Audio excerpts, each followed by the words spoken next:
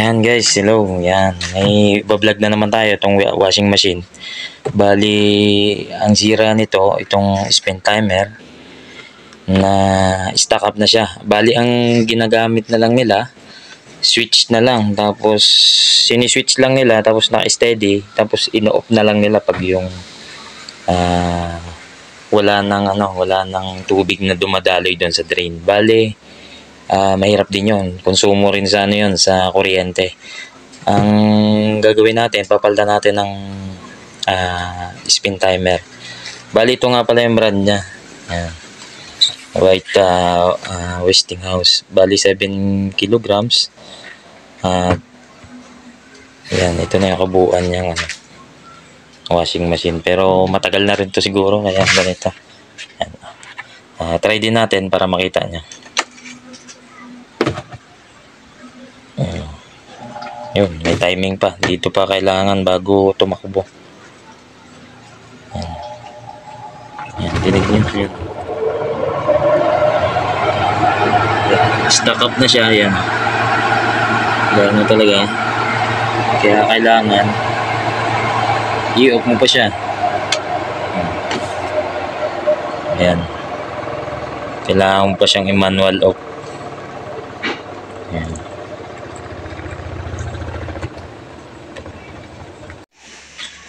Bali, ito yung nabili kong timer, yung bago. Nabili ko to sa washing machine, parang yung mga parts ba niya. Yun yung bilihan ng mga ganito, mga timer. Kalimitan, marami naman doon yung mga timer din, tsaka yung mga pyesa ng washing machine. Doon lang nabibili to. Ang bili ko dito, 180. Yan. Bali, parang switch lang talaga siya. Dalawang wire lang yan. Madali lang i-connect. Ayan. Tapos ito yung diagram niya. Ayan. Para makita niya na rin. Yan. Ito yung diagram niya. Ayan, no? Galing brown, pumunta ng fuse. Yan, ganyan naman talaga. Kalimitan, may fuse talaga. Ayan, fuse. Ayan na yung spin timer. Ayan. Bali, switch. Ayan.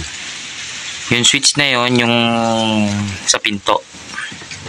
Yung sa, ano niya, yung sa bukasan niya.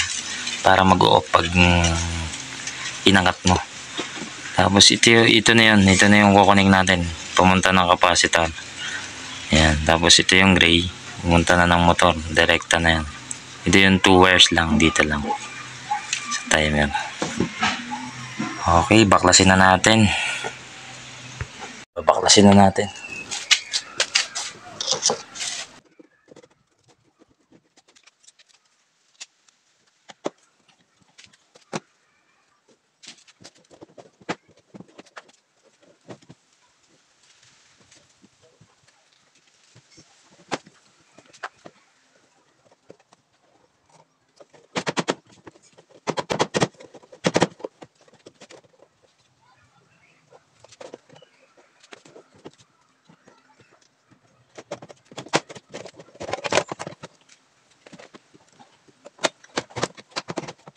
One hour later. Ayan, bali guys, yung timer niya. Yan yung babaklasin natin ngayon. Ayan, bali 2 wires lang siya. Ayan. Kaya na rin yung tornilyo. Sobrang katagalan. Kinalawang na.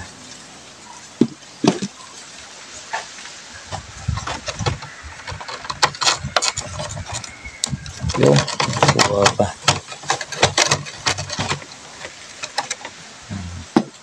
Then make sure mga guys pala, yung kailangan nakatanggal din yung supply ng kuryente nyo, kasi baka makalimutan nyo makuryente kayo. Yung isang linya kasi dyan nakarekta na. Yan guys, paalala lang. Basag na pala siya. Basag na yung timer nya. Hugutin nyo lang yan. Una pala, hugutin nyo muna to. Angat nyo lang to.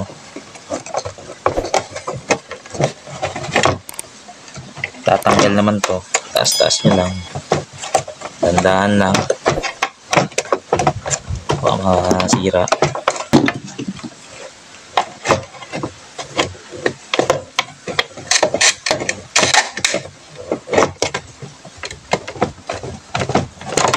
Yun. Yan guys. May ipis pa nga. Yan. Bali tanggal na yan. Ano siya guys. Tanggal na siya. Putulin lang natin yung wire dito. Dalawa.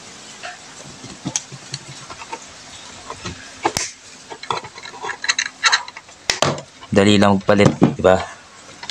Dalawang wire lang. Tapos kukonek na lang natin ito. Yung bago nating timer.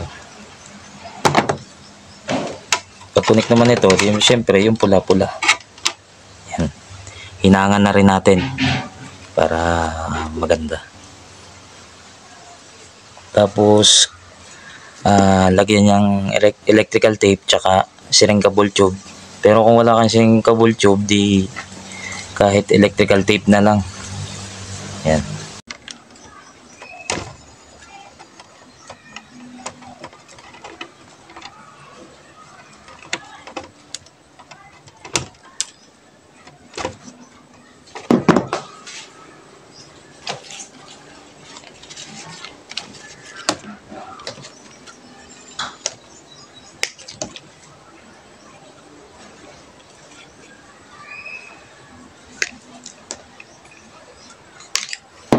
Bali ito guys yung siringga ball tube.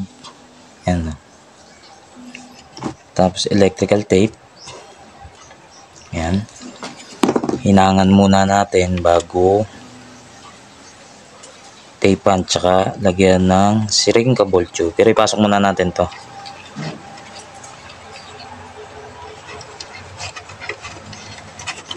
Pero kahit wala kayo nyan, electrical tape na lang. Safe naman yun. Yan. Yan.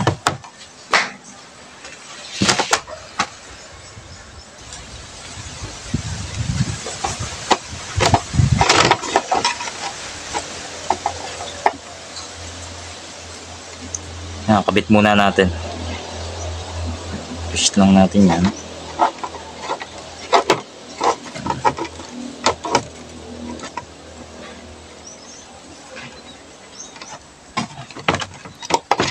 Yung green.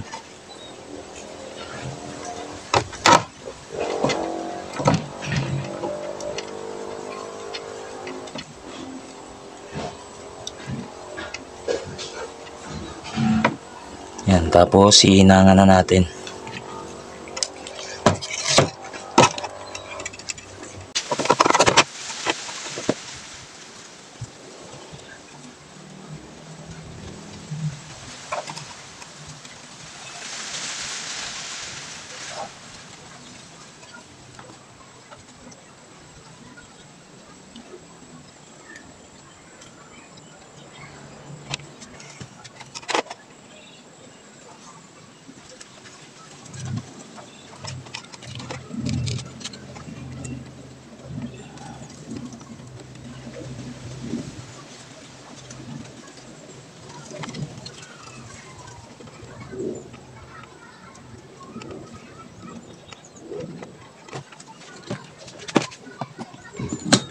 Yan, hinangan na natin. Lagyan na natin electrical tape.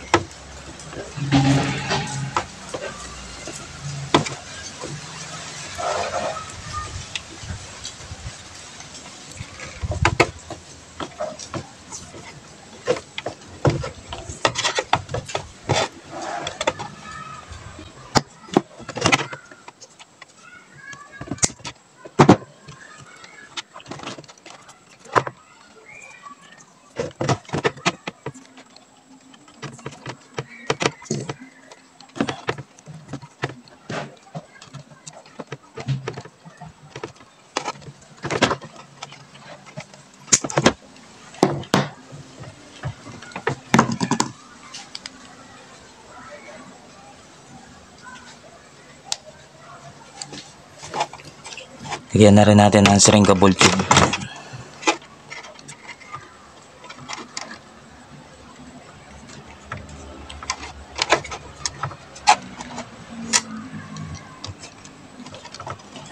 Tapos syempre kailangan may lighter.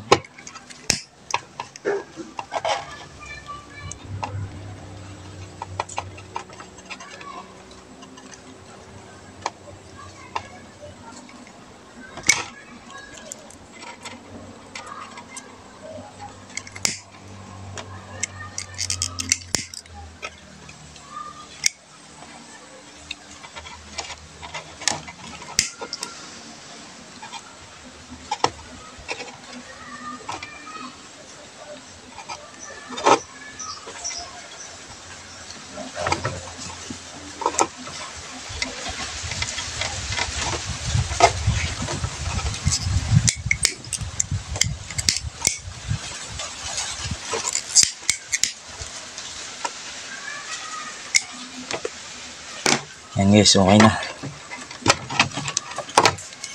Install na lang ulit natin. Babalik na ulit natin.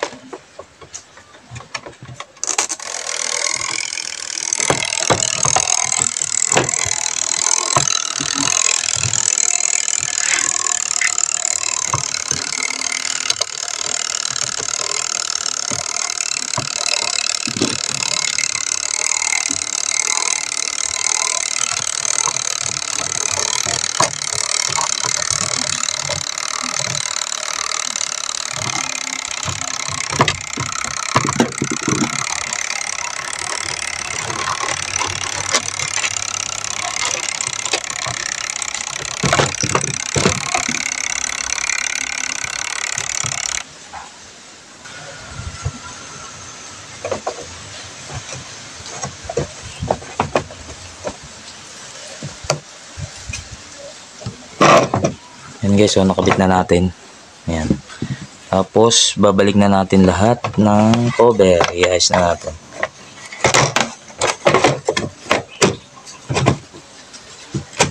Yun, yan, nadali na.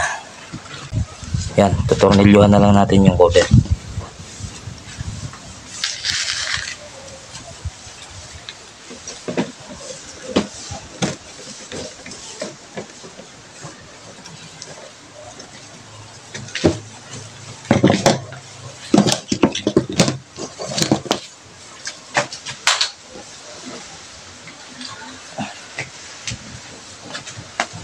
Yan guys, nakabit na natin. Testingin na rin natin yung spin timer na kinabit natin. Yan. Ayan o, gumana na siya. Yan, umiikot na. Yan. Yan, nagalaw na.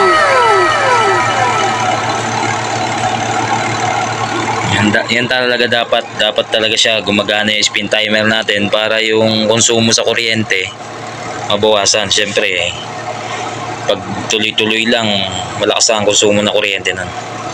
Yan, sana marami kayong natutunan. Yan, subscribe nyo lang po aking YouTube channel yan. Thank you po.